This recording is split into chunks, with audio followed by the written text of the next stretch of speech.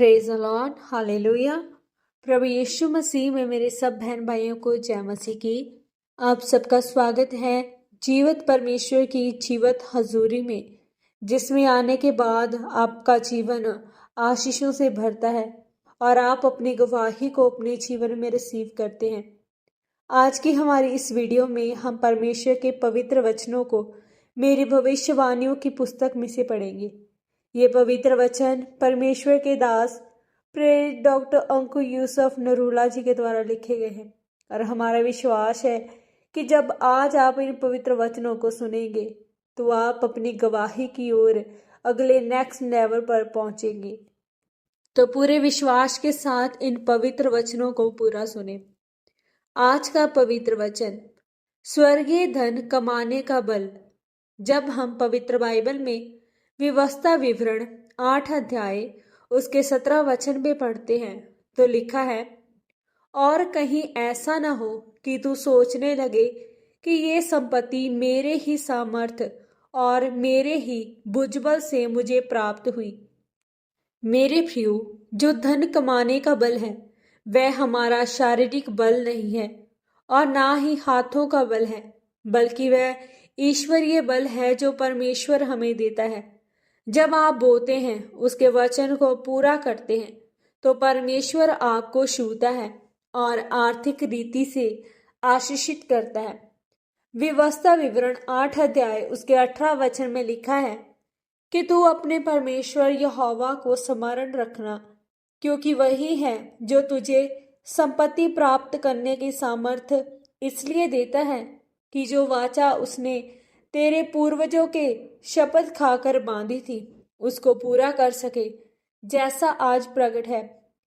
आज आप जो पैसा कमा रहे हैं वह इसलिए कि आपकी जरूरतें भी पूरी हो सके और साथ ही परमेश्वर के राज्य का भी विस्तार हो सके। इसलिए जब आप बोते हैं तो आपकी ये प्रार्थना होनी चाहिए कि हे परमेश्वर, जो हमारी जरूरतें हैं उसे भी पूरा कर और हमें इतना दे ताकि हम तेरे राज्य के लिए बो सकें और तेरे कामों को पूरा कर सकें। उत्पत्ति की पुस्तक में जब परमेश्वर ने आदम और हवा को बनाया तो उन्हें अपने स्वरूप में बनाया। परमेश्वर ने जो भी पशु, पक्षी, मछलियां, रेंगने वाले जानवर, उड़ने वाले पक्षी को बनाया था, ये सब परमेश्वर ने मनुष्य के अधिकार में कर दिया और परमेश्वर ने उन्हें आशीषित किया, फूलो फलो और पृथ्वी भर में फैल जाओ। यानी हमारा उन्नति करना, बढ़ोतरी करना परमेश्वर ने हमारे डीएनए में ही लिख दिया। परमेश्वर ने हमें हर एक आशीषित वचन जो दिया है उसके पीछे परमेश्वर ने हमें आज्ञा दी है, जिसे हमें उसे पूरा करना है। हर एक वचन हमारी जिंदगी में पूरा हो। यदि सभी लोग अपने दशमांश, बीजों को, भेंटों को ले आएं, तो ये परमेश्वर का आशीषित वचन, फूलो फलो और पृथ्वी भर में फैल जाओ, आपके जीवन में पूरा होगा। लिखा है, परमेश्वर ने सब चीजों और वस्तुओं का प्रबंध किया और मनुष्य के अधिकार में कर दिया।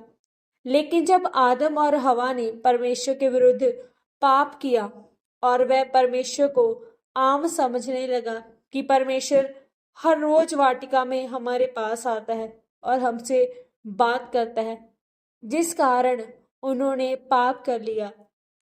तब उनके पाप के कारण सारी मनुष्यता श्रापित हुई और गरीबी का श्राप भी उसी श्राप के बीच में ही आ गया। वैसे ही आज बहुत से लोग परमेश्वर के दासों को आम समझने लगते हैं और हम क्या देखते हैं कि उनकी टीम के लोग बीमार पड़ रहे हैं। जो विदेशों से लोग ऑनलाइन चर्च के साथ जुड़े हैं वह बड़ी गवाहियों को ले रहे हैं और चंगे भी हो रहे हैं। लेकिन परमेश्वर ने प्रभु यीशु मसीह को हमारे लिए भेजा ताकि हर तरह के गरीबी के श्राप हमारे जीवन से खत्म कर सके। इसलिए वचन कहता है कि अब कोई भी गरीब व्यक्ति गरीब न रहा।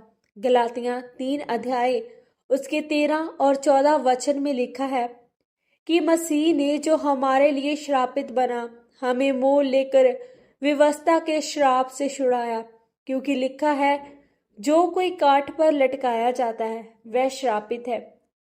यह इसलिए हुआ कि अब्राहम मसीह यीशु में अन्य जातियों तक पहुंचे और हम विश्वास के द्वारा उस आत्मा को प्राप्त करें जिसकी प्रतिज्ञा हुई है। परमेश्वर ने सारे श्रापों को, चाहे वह गरीबी के हो, घटी के हो, बीमारियों के हो, बंधन के हो, दुष्ट आत्मा के हो, ये सारे श्राप क्रूस पर ले लिए।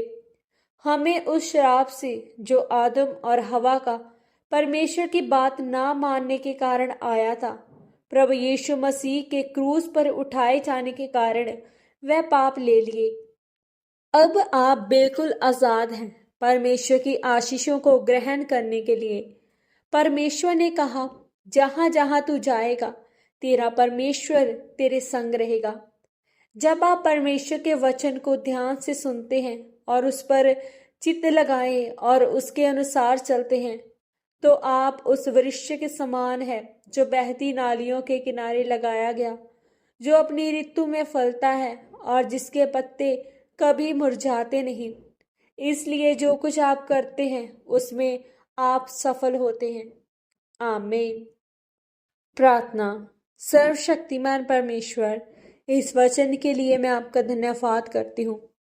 पिता, मैं प्रार्थना करती हूँ कि आप मुझे आत्मिक रूप से मजबूत कीजिए, प्रार्थना में, उपवास में, पवित्रताई में, बाइबल अध्ययन में, ताकि मैं आपके स्वर्गीय धन भवन और आत्मिक गुप्त धन का वारिस बनने पाऊं।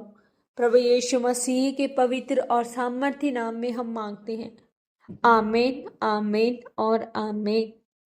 आज के इन पवित्र वचनों के पढ़े और सुने जाने के द्वारा और इन पर मनन करने के द्वारा परमेश्वर आप सबको बहुतायत से आशीषित करे। सबको जय मसीह की। God bless you all.